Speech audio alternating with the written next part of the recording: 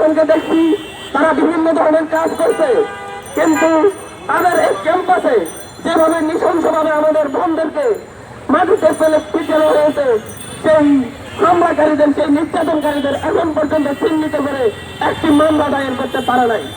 বিশ্ববিদ্যালয় প্রশাসন ব্যস্ত হয়েছে নারীদের উপর নির্যাতনের বিরুদ্ধে ব্যবস্থা নিতে। তাদেরকে আমরা বলবো, সন্ত্রাসীদেরকে চিহ্নিত করুন।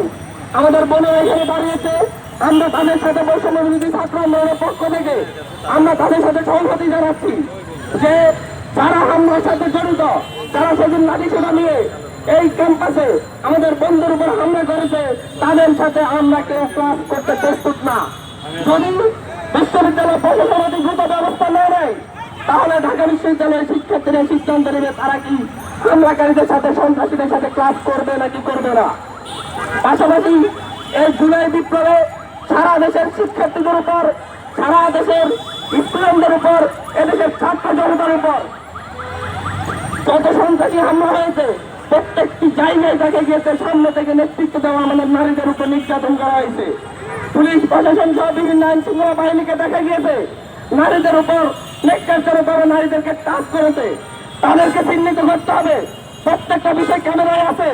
একটা কমিশন গঠন করে অবিলম্বে নারী নির্যাতনকারীদের, এই জুলাই বিপ্লবে যারা নারী নির্যাতনের সাথে জড়িত, তাদেরকে চিহ্নিত করে অবিলম্বে বিচারের আওতায় আনতে হবে।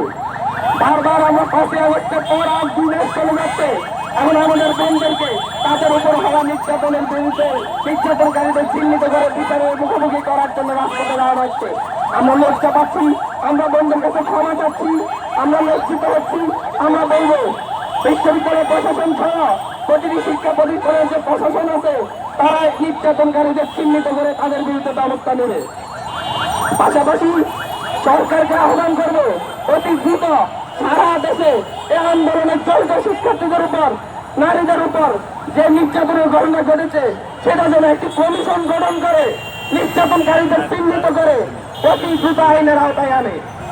ঢাকা বিশ্ববিদ্যালয় সহ সারা দেশের প্রতিটি শিক্ষা প্রতিষ্ঠানের গত 16 বছর যাবৎ যেসব ছাত্রলীগের সন্ত্রাসীরা শিক্ষার্থীদের হামলায় নির্যাতনের নেতৃত্ব দিয়েছে, ইন্ধন দিয়েছে, অবিলম্বে তাদের সার্টিফিকেট বাতিল করতে হবে।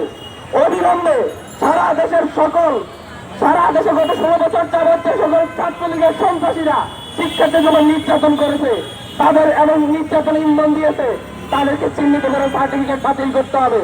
প্রশাসনের পক্ষ থেকে তাদের বিরুদ্ধে মামলা দায়ের করতে হবে। আমি এই দাবি জানাচ্ছি।